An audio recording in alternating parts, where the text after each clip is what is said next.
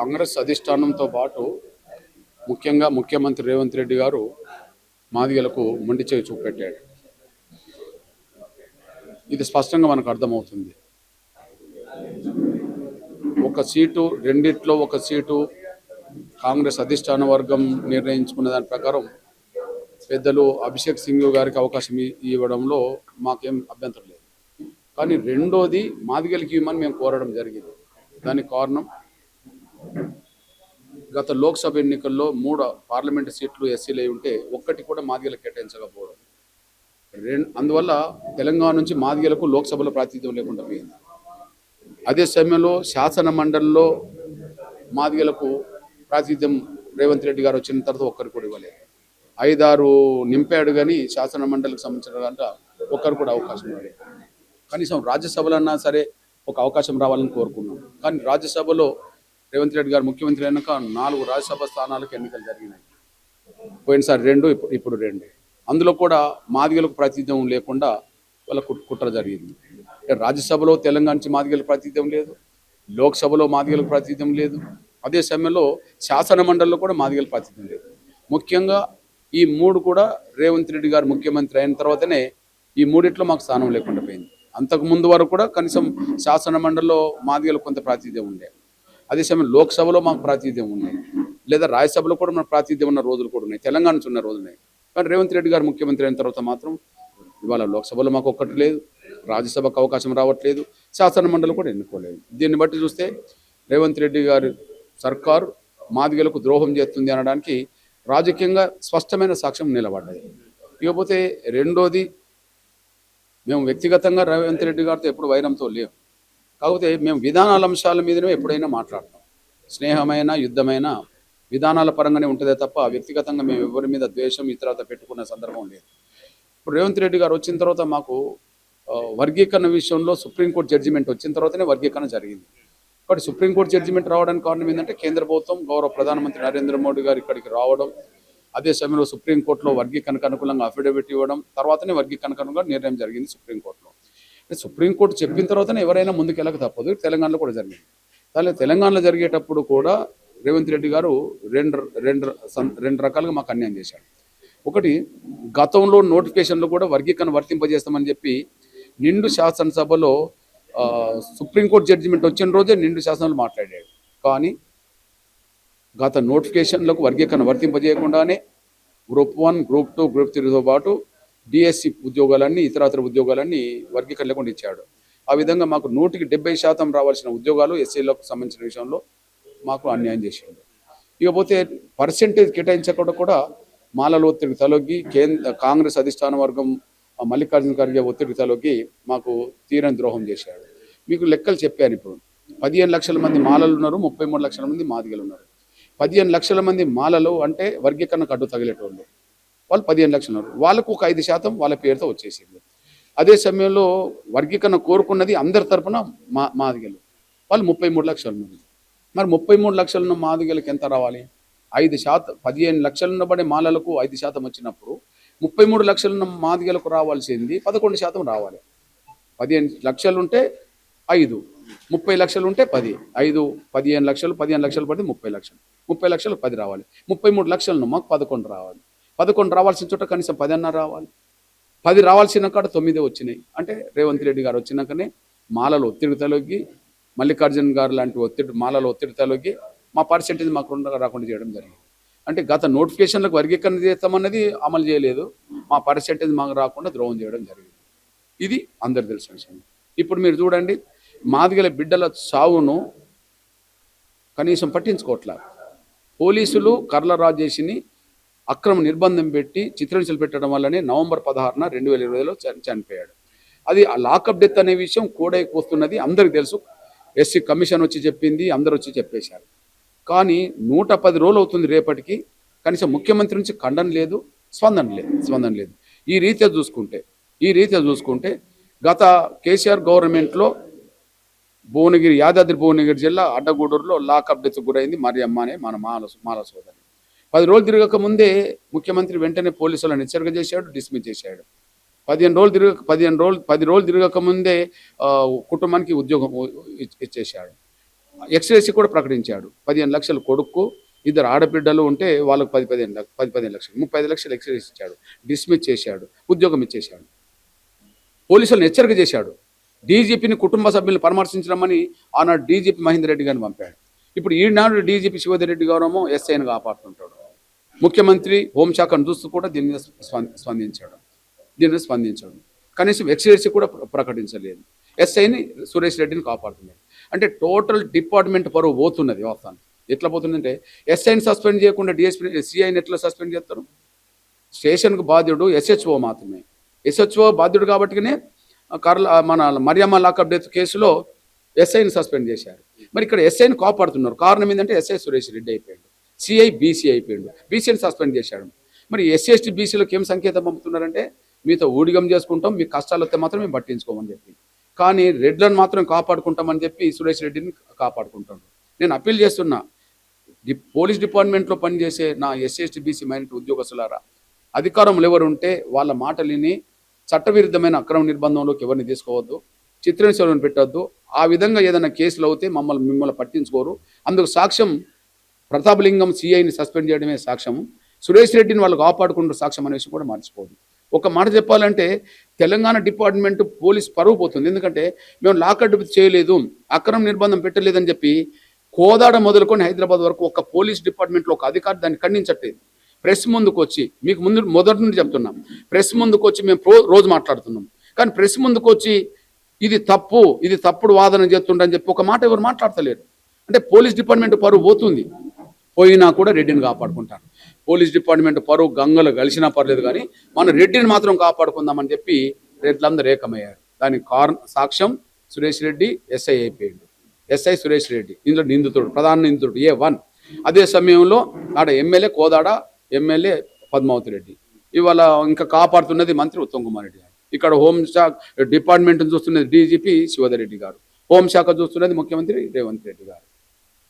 అదే సమయంలో లాకప్ డెత్కు గురైన కర్ల రాజేషి లాకప్ డెత్కు సంబంధించిన కేసును పక్కదారి పట్టించడానికి పోస్ట్ మార్టం చేసింది డాక్టర్ లక్ష్మీకాంత్ రెడ్డి గారు. పోస్ట్ మార్టం చేస్తుంటే వీడియో తీసింది రామకృష్ణారెడ్డి అనే కోదాడు నుంచి ఒక వీడియోగ్రాఫర్. అంటే రెడ్లందరూ ఏకమై రెడ్డిని కాపాడుకుంటారు. పోలీసు పరువు పోతున్నా కూడా పోనీయండి, గంగలు గలవనియండి, కానీ మనం రెడ్డిని మాత్రం కాపాడుకుందామని చెప్పి వాళ్ళు కుట్ర చేస్తుండ్రు. దీన్ని బట్టి చూస్తే రాజకీయంగా ఏ ప్రభుత్వం లేనంత అణిచివేత రేవంత్ రెడ్డి ప్రభుత్వంలో మాకు అణిచివేత ఉన్నది, మాకు అన్యాయం జరుగుతుంది. ఇచ్చిన మాట నిలబెట్టుకోలేదు అనడానికి సాక్ష్యం నోటిఫికేషన్లకు వర్గీకరణ వర్తింపజేయలేదు, మా పర్సెంటేజ్ మాకు రాలేదు. చివరికి ఏదన్నా పోలీస్ స్టేషన్లో మాకు అన్యాయం జరిగినప్పుడు కేసీఆర్ అన్న స్పందించిండు దళితులకు విషయంలో, కానీ రేవంత్ రెడ్డి గారు స్పందించట్లేదు. దీన్ని బట్టి చూస్తే మాకు అర్థమవుతుంది రేవంత్ రెడ్డి గారి పాలనలో మాదిగలకు జరిగిన అన్యాయం ఇంకా ఏ పాలనలో కూడా జరగలేదని మాకు రుజువు అవుతుంది. రాజ్యసభ స్థానానికి సంబంధించి మీరు కాంగ్రెస్ అధినేత రాహుల్ గాంధీకి లేఖ రాశారు. అయినా కూడా కాంగ్రెస్ పార్టీలో ఉన్న మాదిగలు కూడా దీనిపైన ఎవరు నోరు మెదపలేని పరిస్థితి. ఏంటంటే వాళ్ళు నోరు మెదపనరా లేదని కాదు, మేము స్వతంత్రం ఇక్కడ ఉన్నాం. వాళ్ళు ఇంటర్నల్ వాళ్ళ ప్రయత్నం వాళ్ళు చేసుకున్నారు. ఎవరు? ఇప్పుడు మా సాంబయ్య గారు ఉన్నారు అనుకో, రేవంత్ రెడ్డి గారు నమ్ముకున్నారు కదా. ఇప్పుడు రేవంత్ రెడ్డి గారు ఆయన స్నేహితుడికి ఇప్పించుకున్నాడు, ఆయన కులానికి ఇప్పించుకున్నాడు. ఏది? వేం నరేందర్ రెడ్డి గారు ఇప్పుడు క్యాబినెట్ హోదాలో ఉండబడే ముఖ్యమంత్రికి సలహాదారుడు కదా, ప్రధాన సలహాదారుడు ఒక క్యాబినెట్ మినిస్టర్ ర్యాంకు ఆయనకున్నది. ఆయన చుట్టే మొత్తం వ్యవస్థ అంతా తిరుగుతున్నది. ముఖ్యమంత్రి లేకపోతే ఎక్కువ మంది కలిసేటోళ్ళు వేం నరేందర్ రెడ్డిని కలుస్తున్నారు. అంత హోదా ఉన్నది కదా. అయినప్పటికీ ఆయన్నే తీసుకెళ్లి ముఖ్యమంత్రి రేవంత్ రెడ్డి గారు రాజ్యసభకు టికెట్ ఇవ్వడం జరిగింది. కానీ సాంబయ్య ఈయననే నమ్ముకున్నాడు కదా, రేవంత్ రెడ్డి నమ్ముకున్నాడు కదా. ఈయన నమ్ముకొని పోటీ చేసి ఓడిపోయిండు కదా. అసలు ఉద్యోగానికి రాజీనామా చేసిండు కదా, పోలీస్ డిపార్ట్మెంట్ పనిచేసే ఉద్యోగం రాజీనామా చేసిండు కదా. ఆయన డోంట్ కేర్. అంటే అవకాశం ఇవ్వాల్సిన ఉన్నా కూడా ఎందుకు ఇవ్వలేదు అంటారు? నేను అదే చెప్తున్నా కదా, ప్రేమన్న ఉండాలి కదా, ప్రేమన్న ఉండాలి. మన ప్రేమ ఎక్కడ ఉన్నది? ప్రేమ రేవంత్ రెడ్డి గారి ప్రేమ ఎవరి మీద ఉన్నది? వేం నరేందర్ రెడ్డి గారి మీద ఉన్నది. మిత్రుడు కాబట్టి, కులం కాబట్టి. మిత్రుడు ఒకటే కాదు, కులం కాబట్టి. ఈడ మిత్రుడు కాదు, కులం కాదు.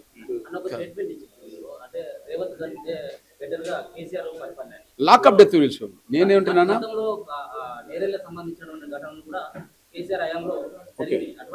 నేను అక్కడ లాకప్ డెత్ జరగలేదు, చిత్రహింసలు జరిగినాయి. లాకప్ డెత్ జరగలేదు, చిత్రహింసలు జరిగినాయి. ఒకవేళ అప్పుడు కాంగ్రెస్ ప్రతిపక్షం కదా, అప్పుడు రోజు యుద్ధం చేసింది కదా. ఏది? కేసీఆర్ గవర్నమెంట్ మీద, నేరెళ్ల సంఘటన మీద రోజు యుద్ధం చేసింది కదా. మరి గవర్నమెంట్ వీళ్ళదే కదా, ఇప్పుడు న్యాయం చేయవచ్చు కదా, గవర్నమెంట్ వీళ్ళదే కదా.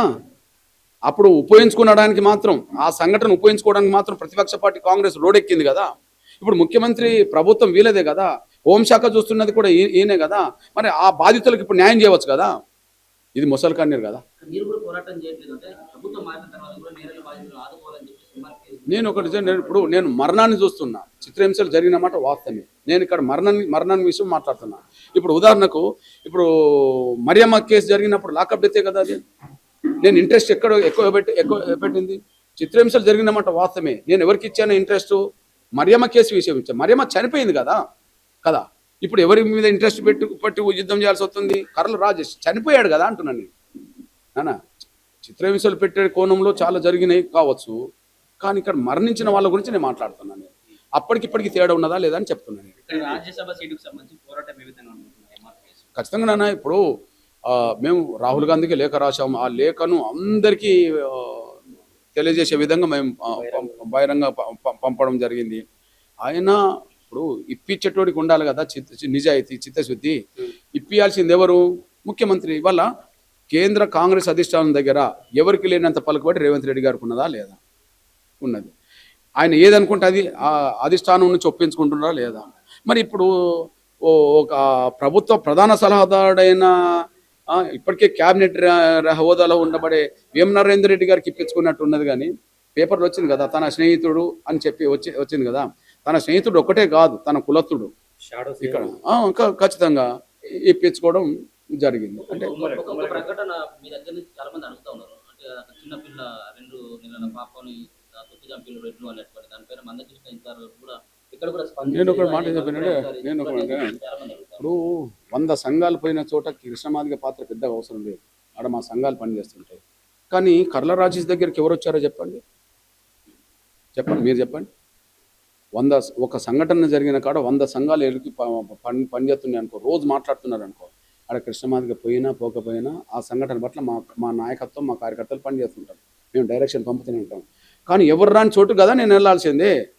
ఇప్పుడు ఇన్ని సంఘాలు అడిగి పోయినాయి కదా. మరి ఏ సంఘం, ఏ మీడియా కోదాడికి ఎందుకు రాలేదే? మీతో సహా.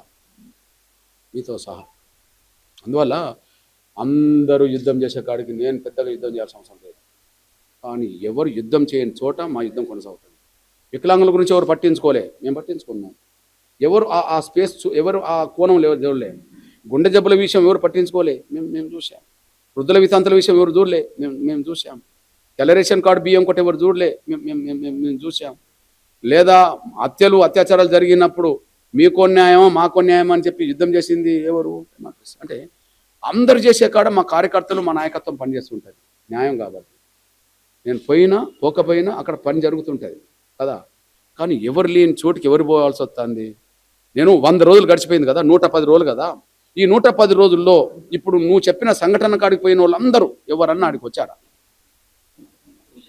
వచ్చాడు.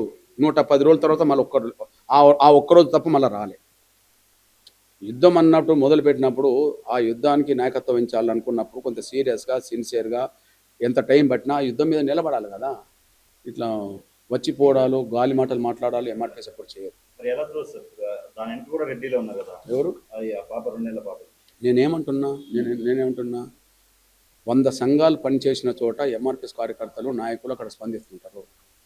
కృష్ణమాదిగ మాత్రమే పోతేనే పని జరుగుతుందని కాదు. 100 సంఘాలు, 100 మంది లీడర్లు, మొత్తం అంత వ్యవస్థ అంతా అక్కడ ఉన్నది కదా.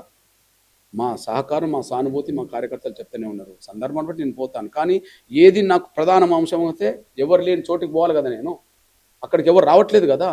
అక్కడ జరుగుతున్న యుద్ధం ఎవరి మీద? డైరెక్ట్ పోలీస్ వ్యవస్థ మీద. మీరే చూస్తుండ్రు కదా, ఇన్ని ప్రెస్ మీట్లు హైదరాబాదులో ఏ అంశం మీద ఇన్నిసార్లు పెట్టాను చెప్పండి? లాకప్ డెత్ విషయం పెట్టాను. ఎవరి మీద పెట్టాను చెప్పండి? పోలీస్ వ్యవస్థ మీద పెట్టాను. పోలీస్ వ్యవస్థ ఒక ఎస్ఐ మీదనే పెట్టానా? ఎస్ఐ మొదలుకొని డీజీపీ దాకా పెట్టాను. అవును కదా. నేను పోలీస్ డిపార్ట్మెంట్ ఎంఆర్పీఎస్ యుద్ధం చేస్తుంది అంటున్నాను. నేను పోలీస్ డిపార్ట్మెంట్ ఒకవైపు నిలబడ్డది, ఎంఆర్పీఎస్ ఒకవైపు నిలబడ్డది. పోలీస్ డిపార్ట్మెంట్కు అధికారం ఉండబడే రెడ్లు వాళ్ళందరూ ఒక దగ్గర నిలబడ్డారు. ఇప్పుడు ఎంఆర్పీఎస్ యుద్ధం ఒక్కటి చేస్తున్నది కదా. కాబట్టి ఎంఆర్పీఎస్ నిర్ణయం తీసుకుంటే ఒక కోణం ఎట్లుంటుందంటే, అందరూ చేసే ప్రధాన పాత్ర పోషించే కాడ మాలాంటి వాళ్ళ పాత్ర చాలా తక్కువ ఉంటుంది. కానీ నాయకత్వం కార్యకర్తలు అక్కడ ఉన్నారా లేదా మీరు మీరు చూసుకోండి. అయినప్పటికీ నేను వెళ్తాను తర్వాత. ఆ ఎపిసోడ్ చూసిపోయారు కదా సార్, ఆల్రెడీ మొన్న ఆ జాబ్ కూడా ఇస్తున్నాం గవర్నమెంట్ జాబ్ ఆ తల్లికి అని చెప్పేసి ఏమన్నా కన్నరాయేష్ తల్లికి. నేను జాబ్ అనేది చట్టపరంగా ఎస్సీ ఎస్టీ యాక్ట్ పరిధిలో భాగంగా వస్తుంది కదా. ఇప్పుడు ఎస్ఐ మీద సిఐ మీద అక్రమ నిర్బంధం చిత్రహింసల కేసు ఉన్నది. అది అక్రమ నిర్బంధం గురించి దళితుడు మాదిగ కాబట్టి ఎస్సీ ఎస్టీ యాక్ట్ వస్తుంది. ఎస్సీ ఎస్టీ యాక్ట్ పరిధిలో వచ్చినది కదా జాబ్ అయినా ఇల్లు అయినా లేదా రేపు వచ్చేది భూమి అయినా లేదా పెన్షన్ అయినా దేనివల్ల వస్తుంది? వీళ్ళ దయాదర్శనం రాలే. వీళ్ళ దయాదర్శనం ఇవ్వాలంటే ఎక్స్రేస్ ఇవ్వాలి. ఆయన ఎక్స్రేస్ ఇవ్వలేదు కదా. ఏమన్నా ముఖ్యమంత్రి ఇవ్వాలంటే ఏం చేయాలి? ముఖ్యమంత్రి ఎక్స్రేస్ ఇవ్వాలి. ఇక్కడ ఎక్స్రేస్ ఇవ్వలేదు కదా ఆయన. కాబట్టి ఆయన సస్పెండ్ కావాలి, డిస్మిస్ కావాలి, కేసు ముందుకు సాగాలి. ఇది మా డిమాండ్గా మేము ముందుకు సాగుతున్నాం.